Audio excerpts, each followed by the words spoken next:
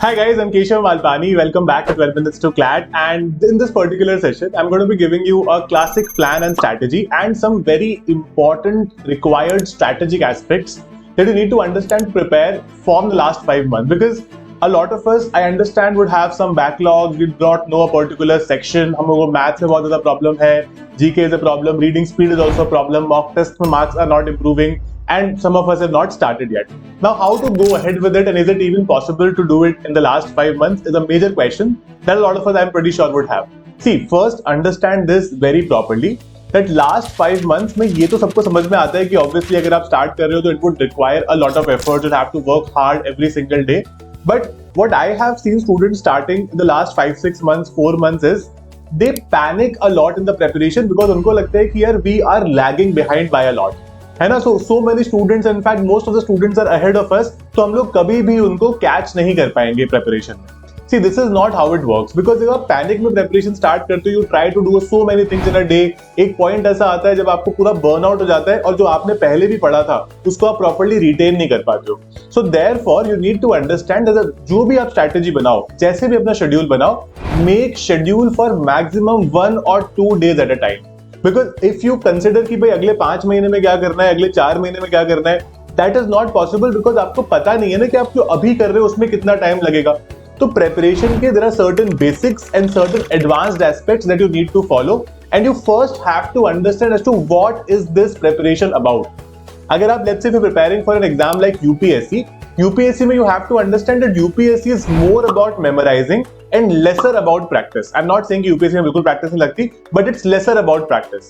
But when you're talking about an aptitude based exam like CLAT is more about practice than concepts, right? So आपको practice ज़्यादा करनी पड़ेगी. 60% it's practice based and 40% is preparation based, or you could say topic coverage and all of that, right? So how do I go about that? First very important thing, जैसे मैंने बताया कि daily का schedule बनाओ, 2 subjects every day and current affairs would happen every day. If you have a lot of backlog in current affairs, try to give 2 hours to current affairs every single day. That will help you cover all the backlogs as well. और उसके साथ साथ आप जो नए current affairs है वो भी cover कर पाओगे. और उसके अलावा कोई भी 2 सब्जेक्ट का पेयर बना लो. Let's say today I made a pair of maths and legal reasoning. Then tomorrow I can do logical reasoning and English, right? And day after tomorrow I can make a third pair also, not a problem. जो भी आपको ठीक लगता है, but एक week में minimum 3 बार एक subject आना ही चाहिए, राइट? ऐसा नहीं होगा कि हम पेयर बनाते जा रहे हैं उसमें मैथ्स को ले ही नहीं रहे. एक दिन इंग्लिश और लॉजिक का बना दिया, एक दिन लीगल और लॉजिक हो गया, परसों लॉजिक और इंग्लिश हो गया. ऐसे नहीं चलेगा. Maths has to be there because I understand for most of us it's not our comfort zone, right? It's out of our comfort zone. तो हमको उसको ठीक से करना पड़ेगा बिकॉज आप एक बार मैथ्स करने तो लगो, आपको पता चलेगा कि this is not very difficult guys. It is something that we have been ignoring, that is why it becomes a lot more difficult, right? Keep it simple. Preparation को बहुत आसान रखो. ये सारी चीजें दिमाग में मत आने दो. What if it doesn't happen, what if I am not able to do it in 5 months, I have so many things to manage and all of that. If you can make CLAT your priority, I am 100% sure you have it in you to take this particular thing on and obviously clear it to a top NLU as well. I have seen people clearing it in the last 5 months, right? तो आपको बस अपने अंदर वो एक self belief होना चाहिए that I will be able to do that, right? तो पहले तो आपने बनाया शेड्यूल. सेकेंडली आपको ये समझ में आना चाहिए कि भाई what are certain things that I have to do concept wise also. आपके पास 5 सेक्शंस हैं, different sections have different requirement, different sort of topics and concepts. Cover that also simultaneously. मैंने बोला 60% प्रैक्टिस लेकिन 40% पोर्शन भी है, right? How do you do that? First very important aspect is understand the syllabus. Look at the past year question papers. है ना? Past year question papers आपको हमारी website पे फ्री में मिल जाएंगे. Just download and see as to what exactly this is. Right? आपको वहां से समझ में आएगा.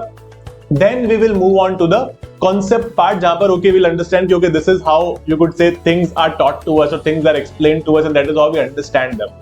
When you start reading the PYQs or the previous year questions, you won't understand a lot, but at least आपको English read करनी तो आती है. So go through the entire paper properly. Be patient, जैसे मैंने कहा. एक दिन में 2 पेपर करो. Nobody is asking कि एक दिन में सारे 6 के 6 खत्म कर दो. तो 2020 से 2025 तक complete all the papers first, right? फिर for concept to make it very quick and fast for you, we have launched a batch recently called Uddeshya and Uddeshya plus. You guys can become a part of any of these batches जो CLAT के साथ साथ AILET भी cover करा देगा. It is a very affordable batches. Our plus batch has certain offline offerings like we send books to your houses, we send mock tests as well to your houses. तो वो अलग तरह की offerings है. अगर आपको वो चूज करना है तो आप वो भी चूज कर सकते हो. ठीक है, that is very important. We also have something called the Shakuntala Scholarship that gives you 100% refund of your fees if you get an all in rank 300. The point पूरा यही है कि आप incentivize रहो preparation में end तक.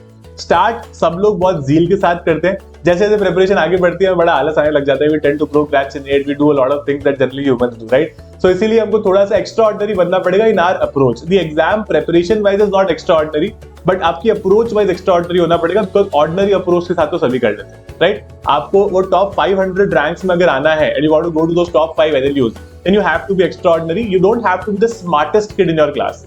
An average kid with the right sort of work ethics can definitely clear this exam. मैं हमेशा बहुत सारे लोगों को when I had cleared the exam जब वो मेरे से पूछते थे कि what did you do and how did you could say deal with so much pressure, I always used to tell them कि यार अगर मैं कर पाया हूँ ना तो anybody can do it. It's not a cakewalk. People come from very small towns. I came from a very small town and I was able to crack this particular exam.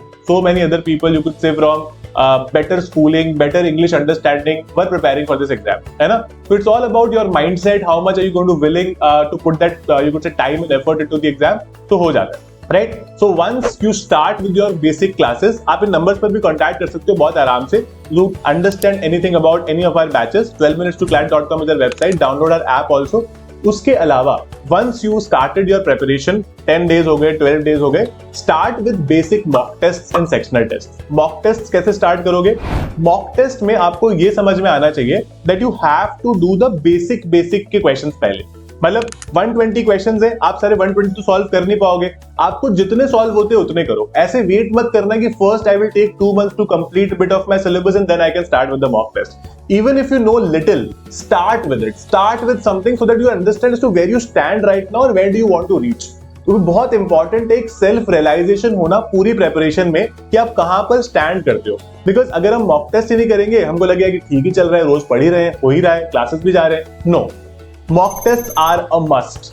ठीक है? So in these particular batches, particularly the उद्देश्य plus batch, you have multiple mock tests to do. You have more than 70 mock tests. तो आप लोग अगर हफ्ते में 3 mock test भी करोगे ना तो भी वो आगे जाकर खत्म नहीं होंगे. तो अच्छे से मॉक टेस्ट करो, राइट? तो whenever you start your mock test, you can start it in 10 to 12 days of starting the preparation. And उसके बाद में हफ्ते में 2 से start करो. Do one in the middle of the week and one at the end of the week. Analyze them better. We have done multiple videos on how to analyze a mock test properly. You can watch that also to understand how to go about it, right? Keep it simple.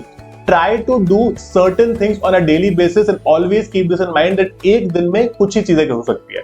ऐसा नहीं हो सकता कि एक दिन में मैं एकदम पहाड़ चढ़ जाऊंगा. No, you can do only certain things in a particular day. उसी का प्लान बनाओ और अगले दिन पर उस पर बिल्डअप करेंगे. धीरे धीरे करके we will create that ladder to a top end, right?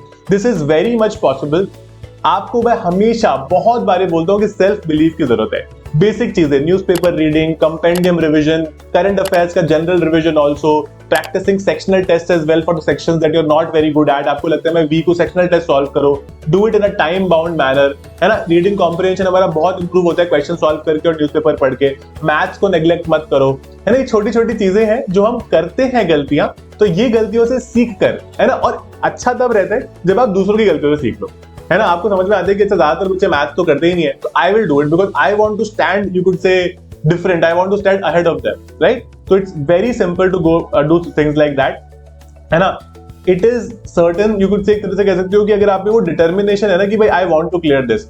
और एक बहुत इंपॉर्टेंट चीज है, particularly for those students who are going to 12th standard currently, जो अभी 12th स्टैंडर्ड में है, I mean you will have to prioritize CLAT over 12th standard in the last 5 months because CLAT की preparation को अगर 12th के साथ बहुत ज्यादा mix करोगे, you will get lesser time to prepare, है ना? इस बहुत सिंपल सी चीज है.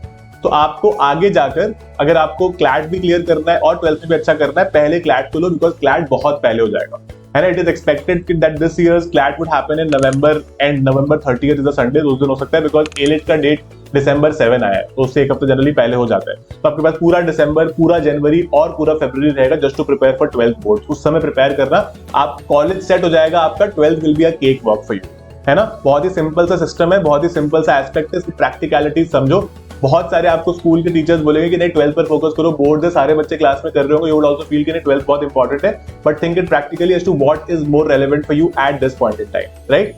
So that is about this particular session. Thank you so much again, guys, for being a part of this. I'll be very happy to take this ahead for you and guide your journey with my entire brilliant team of educators to top NLUs. All the best, guys. I'll soon better.